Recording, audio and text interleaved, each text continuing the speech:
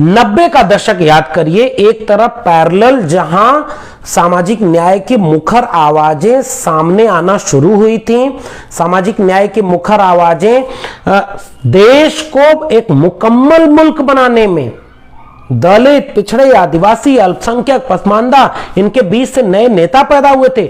मंडल commission का आंदोलन चला, पूरे देश में एक समतावादी समाज की स्थापना शुरू हुई, हिस्सेदारी मांगना शुरू किए थे दलित, पिछड़े, आदिवासी कि इस देश के सत्ता, संसाधन, हिस्सेदारी में हमारा हक है।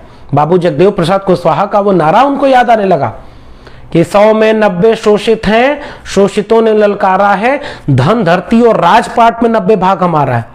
तो लोकतांत्रिक देश में एक वेलफेयर स्टेट के जरिए जो स्टेट काम करता है वो वेलफेयर का काम करता है, यानी पब्लिक सेक्टर को उन जगहों पर अपने पास रखता है जहां यह सुनिश्चित किया जाए कि किसी की जेब में अगर पैसा हो न हो, किसी की जाति मजबूत है या कमजोर है, किसी का धर्म ताकतवर है या कमजोर है, इससे उस व्यक्ति के गरिमापूर्ण जीवन जीने पर कोई असर न पड़े।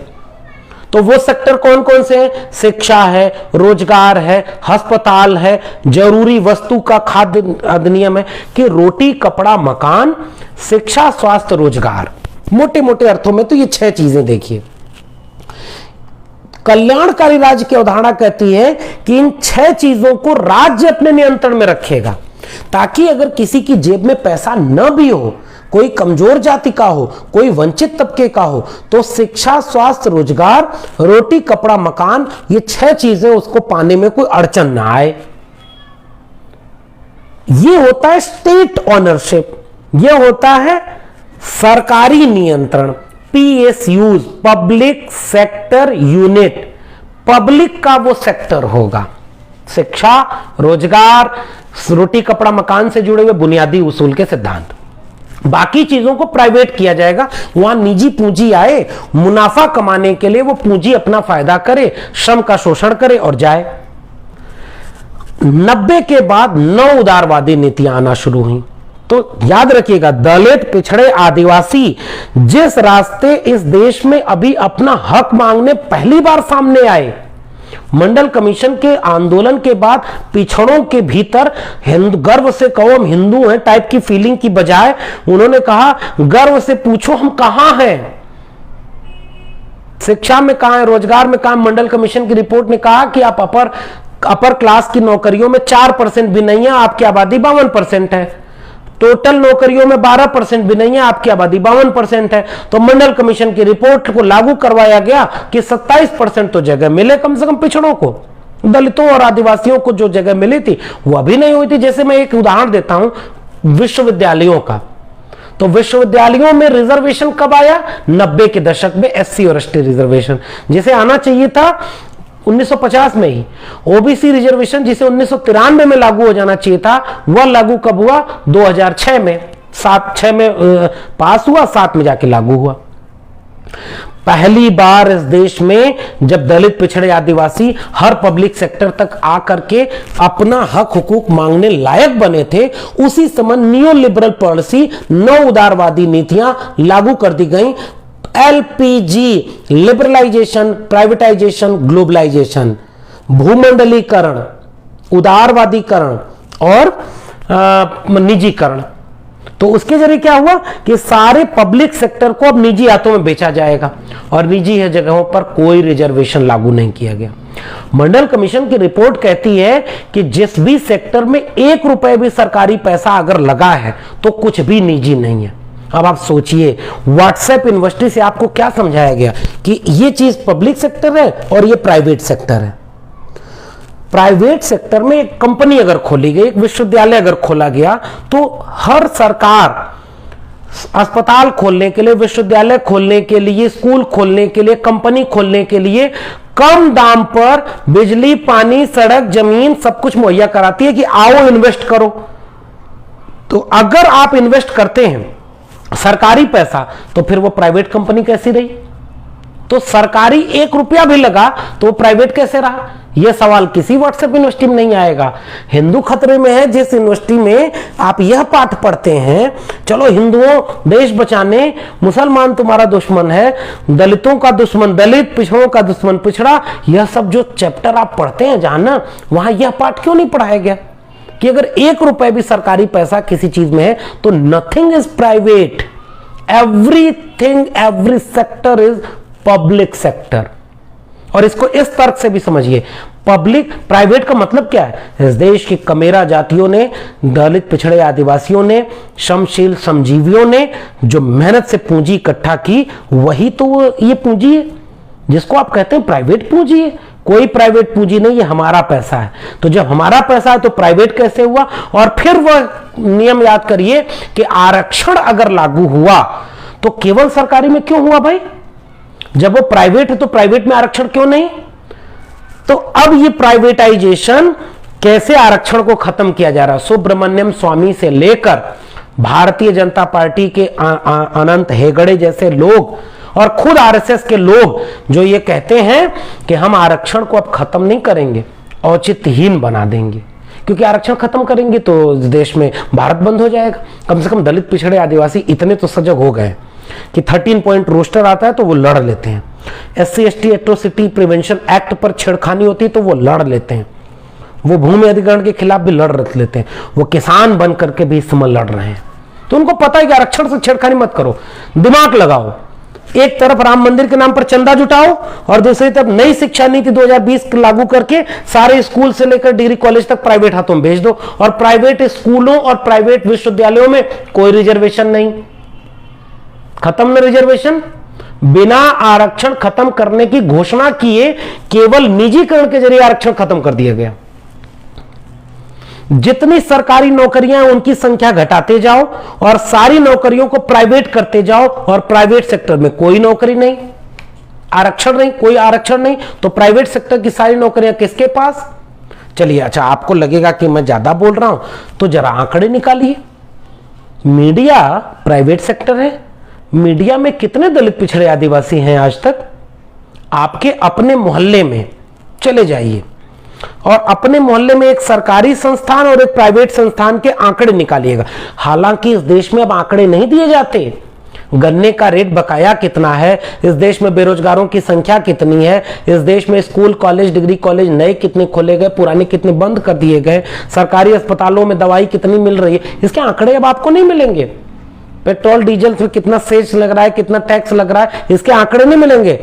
कितने लोगों ने आत्महत्या कर दी, कितना नौकरी नई बनी है, कितनी नौकरी खत्म कर दी गई, NSSO के आंकड़े बंद कर दिए गए 2016 के बाद से कोई आंकड़े नहीं आते, तो आंकड़े नहीं मिलेंगे आपको।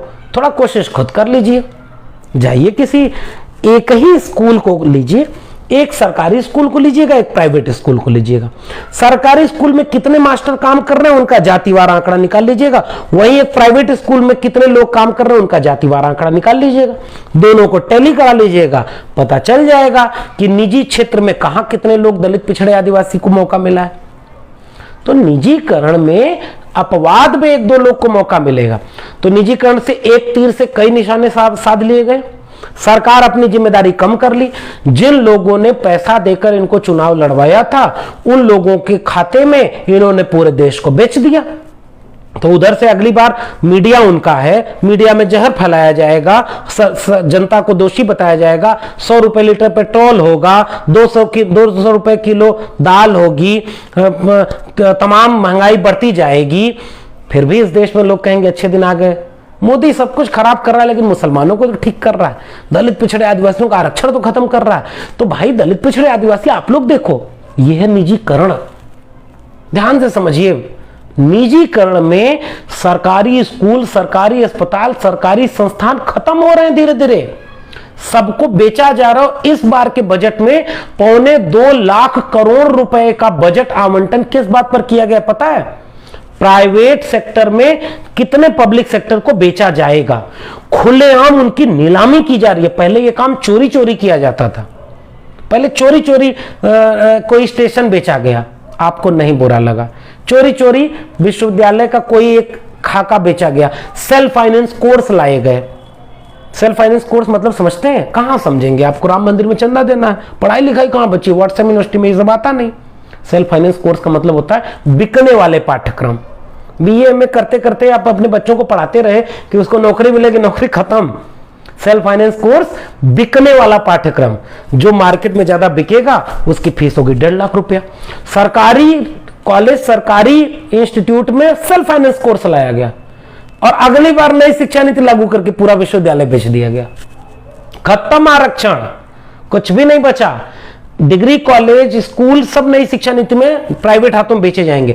कैसे? Graded autonomy, C grade, B grade, A grade. और ग्रेडेड ऑटोनॉमी का मतलब अगर ए ग्रेड में कोई संस्थान पहुंच गया तो अब उसका पैसा सरकार नहीं देगी, वो संस्थान खुद अपना पैसा निकाले, क्योंकि क्वालिटी एजुकेशन देगा। और वो वर्ण व्यवस्था नई शिक्षा नीति के जरिए प्राइवेट बनाएगी उस विश्वविद्यालय का, और प्राइवेट सेक्टर में कोई आरक्षण लागू नहीं होता। यह है निजीकरण और यह है इस देश की पॉलिसी। इसलिए निजीकरण सामाजिक न्याय का सबसे बड़ा खतरा है। पॉलिसी लेवल पर हमें निजीकरण को खत्म करना चाहिए। यह देश प्रधानमंत्री किस लिए चुनता है? कोई सब कुछ बेच देने के लिए। इस देश में इस बार के बजट में भेल बेच दिया, सेल बेच दिया, बीएसएनएल बेच दिया, एमटीएनएल बेच, एलआईसी जैसी चीज बेच दी। एलआईसी अब आपके पर सबसे सुरक्षित कहा जाता है, जीवन के साथ भी जीवन के बाद भी। उसका अपना ही जीवन का पता नहीं, वो बिक गई एलआईसी। बीएसएनएल कर लो दुनिया मुट्ठी में, और बीएसएनएल को कर लिया किसी और ने अपनी मुट्ठी में। जो रिलायंस है, जो टाटा बिरला अंबानी है, अडानी है। आप किसान इस समय लड़ रहे हैं किस बात पे? कि खेत भी उनका बिक जाएगा, फसल बिक जाएगी। भंडारण करने के लिए आवश्यक वस्तु अधिनियम तक को छूट दे दी गई है कि आप असीमित भंडारण कर सकते हैं। बिक जाएगा घर, तब भी आप कहेंगे कि गर्व से कहो हम हिंदू हैं, राम मंदिर में चंदा दिए। निजीकरण पूरे देश को बेचे। 2.25 लाख करोड़ रुपए का इस बजट में आवंटन किया गया है कि प्राइवेटाइज किया जाएगा, उनको विनियमितकृत बनाया जाएगा। आप कहां खोए बैठे हैं? तो सेल लगा दी कि सब कुछ बिक जाएगा। किसानों ने ट्रैक्टर दिखाया, वहां पर पोस्टर बनाया किसान आंदोलन में। जब मैं गया तो वहां देखा उस ट्रैक्टर पर लिखा था कि इस ट्रैक्टर मालिक ने वादा किया था, सौगंध मुझे इस मिट्टी की, मैं देश नहीं बिकने दूंगा। वो लूट रहे हैं देश को, वो बेच रहे हैं देश को, मैं चैन से कैसे सो जाऊं? सौगंध मुझे इस मिट्टी की, मैं देश नहीं बिकने दूंगा। तो उस ट्रैक्टर के मालिक ने क्या किया? ट्रैक्टर नहीं बेचा, पहिया अलग बेच दिया, स्टीयरिंग अलग बेच दिया, ब्रेक अलग बेच दिया, क्लच अलग बेच दिया, पिछला पहिया अलग बेच दिया, उसका इंजन अलग बेच दिया। इस सेल में इस बार के बजट में इंजन भी बेच रहा है, और ट्रैक्टर का ढांचा वैसा का वैसा बचा हुआ है, क्योंकि उसने वादा किया था, सौगंध मुझे इस मिट्टी की, मां भारती का सपूत हूं, कुछ भी बिकने नहीं दो। 70 साल में इस देश में जब कुछ हुआ नहीं था तो तुम सारा बेच कहां से रहे हो? तो नई शिक्षा नीति के जरिए प्राइवेटाइजेशन कैसे आपके सामने स्कूल से लेकर डिग्री कॉलेज तक बेच दिया है। कब जागोगे दलित पिछड़े आदिवासियों? बस दे दो चंदा, बनाओ राम मंदिर। मंदिर में पुजारी कौन बनेगा भाई? कितने मंदिरों में पुजारी दलित पिछड़े आदिवासी हैं? मंदिर का पैसा किसके पास जाता है? आपके बच्चों को शिक्षा रोजगार मंदिर से मिलेगा क्या? निजीकरण आपके बच्चों का भविष्य बेच रहा है। प्राइवेट सेक्टर में ना मजदूर बन के रह जाएंगे। आपका खेत भी बिक रहा है, शिक्षा बेच लिया, रोजगार बेच लिया, आरक्षण कहां बचा? जब 70 साल बाद इस देश में देश के दलित पिछड़े आदिवासियों को कॉलर पकड़ करके हिसाब लेना था कि हमारे पुरखों ने इस देश को बनाया है, बताओ शिक्षा में हम कितने लोग शिक्षित हुए, बताओ रोजगार में हर सेक्टर में 44, ये लेटरल एंट्री में जो बता रहा हूं, 44 के 44 कैबिनेट सेक्रेटरी बनाए जाते हैं 2014 की मोदी सरकार में, और वो सारे के सारे अपर कास्ट होते हैं। देश चला कौन रहा है? एक रामनाथ कोविंद को राष्ट्रपति बनाकर दलित बिठा दिया जाएगा, एक फेक ओबीसी को प्रधानमंत्री बनाकर बिठा दिया जाएगा, हिंदू को खतरे में बना दिया जाएगा, व्हाट्सएप यूनिवर्सिटी में जय श्री राम लगाया जाएगा और चंदा मांगा जाएगा। ये चंदा मांगना प्रचार है उनका। जय श्री राम के नारे पर सुषमा स्वराज ने मध्य प्रदेश में भाषण दिया था। ये पॉलिटिकल स्लोगन है। हम 2 सांसद से 330 सांसद तक पहुंच गए, और आप कहां पहुंच गए? आपका खेत गिरवी रखने के लिए नियम कानून बन गया, 100 रुपए पेट्रोल पहुंच गया। 70 साल में यह भी नहीं हुआ था। तो प्राइवेटाइजेशन कैसे? शिक्षा भी बेच दिया, रोजगार भी बेच दिया। अब आपके पास बचा क्या है? हम लोग बोल रहे हैं क्योंकि हम जानते हैं। मैं जिस विश्वविद्यालय में पढ़ा रहा हूं मेरे भाइयों, इस बात को समझो, इस विश्वविद्यालय को प्राइवेट हाथों में बेचे जाने का पूरा नई शिक्षा नीति 2020 लागू कर दी गई है। इसमें एक टर्म है बोर्ड ऑफ गवर्नर्स। यूनिवर्सिटी कौन चलाएगा? Board of governors. जैसे लेटरल एंट्री में बाहर से लोग लाए जाएंगे, तो वो क्या सेकुलर लोग लाए जाएंगे? वो दलित पिछड़े आदिवासी लाए जाएंगे? वो सारे राष्ट्रभक्त अपर कास्ट अपर क्लास पुरुष लाए जाएंगे जो हिंदू राष्ट्र बनाने के लिए विश्वविद्यालयों में मठ चला रहे हैं? वो लोग लाए जाएंगे, इन विश्वविद्यालयों में बिठाए जाएंगे। विश्वविद्यालय ऑटोनॉमस नहीं बचा, उनको ग्रेडेड ऑटोनॉमी किया जा रहा है, यानी पैसे की ऑटोनॉमी दी जा रही है। पढ़ाया जाएगा राष्ट्रीय स्वयंसेवक संघ, पढ़ाया जाएगा गोडसे गोलवलकर हेडगवार, पढ़ाया जाएगा अंबेडकर फूले पेरियार इस देश के दुश्मन थे। यही देश छोड़ के जाना चाहते हैं आप अपने बच्चों के लिए। तो प्राइवेटाइजेशन को क्यों नहीं आप समझ पा रहे हैं? आप कहते हैं सरकारी चीज प्रोडक्टिव नहीं होती। अरे भाई, सरकारी अस्पताल सरकारी स्कूल को अगर आप उतना पैसा देते तो वो क्यों नहीं प्रोडक्टिव होता? अगर वो सरकारी अस्पताल और सरकारी स्कूल प्रोडक्टिव होता तो प्राइवेट अस्पताल कैसे खोला जाता? प्राइवेट स्कूल कैसे खुलता? प्राइवेट, जब सरकारी बर्बाद नहीं किया जाएगा तो प्राइवेट पनपेगा कैसे? जब सरकारी मंडियां कमजोर नहीं की जाएंगी तो प्राइवेट मंडियां आएंगी कैसे? इसीलिए किसान लड़ रहे हैं। किसान तो हमसे आपसे ज्यादा समझदार निकले। और किसान नेता ने पूछा था कि गुरुद्वारे लंगर खिला रहे थे तो एक भी मंदिर का पोस्टर क्यों नहीं था कि मंदिर वाले आकर के भोजन खिला रहे हैं? किसान अन्नदाता है हमारे, इनके आंदोलन में हम मंदिर के लोग आओ यहां पर चंदा लेकर के अमुक मंदिर अमुक भंडारा चला रहा है, अमुक मंदिर अमुक भंडारा चला रहा है। ये मंदिर वाले कहां गए?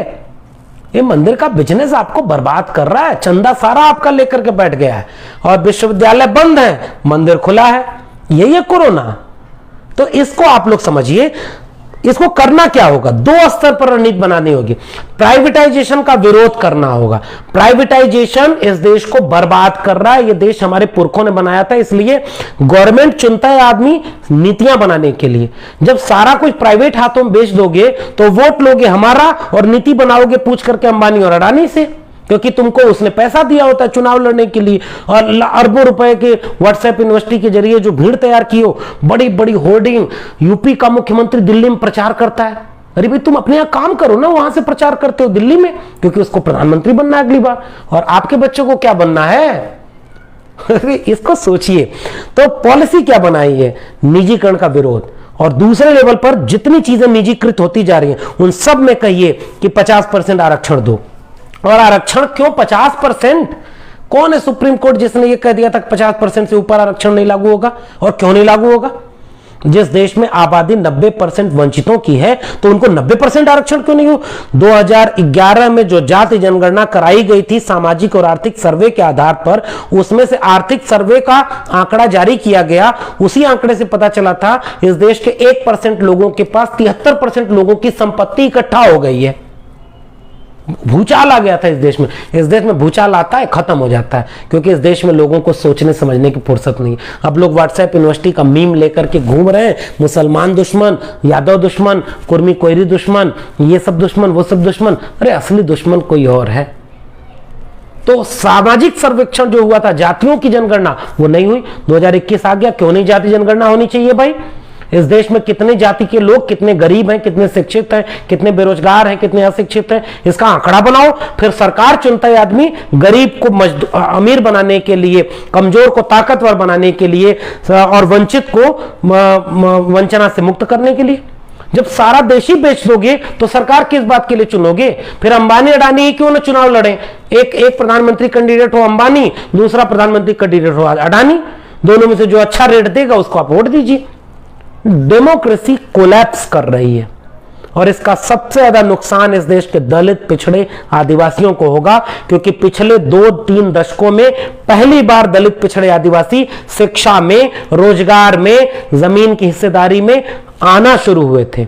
और इधर आप आ रहे थे जगह मांगने और इधर जगह ही बेच दी गई प्राइवेट हाथों में। इसलिए सामाजिक न्याय की हत्या इस देश की सबसे बड़ी समस्या है। लेटरल एंट्री के खिलाफ बोलिए, जाति जनगणना के लिए बोलिए, ईवीएम के खिलाफ बोलिए, नई शिक्षा नीति 2020 के खिलाफ बोलिए।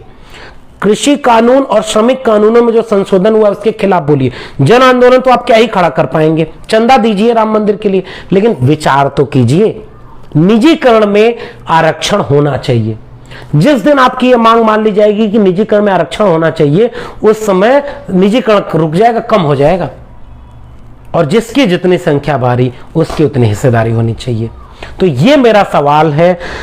मैं जितना समझ पा रहा हूं उतना आपके सामने लिख रहा हूं, बोल रहा हूं, कह रहा हूं। मेरे जैसे तमाम लोग काम कर रहे हैं। घर से बाहर निकलिए।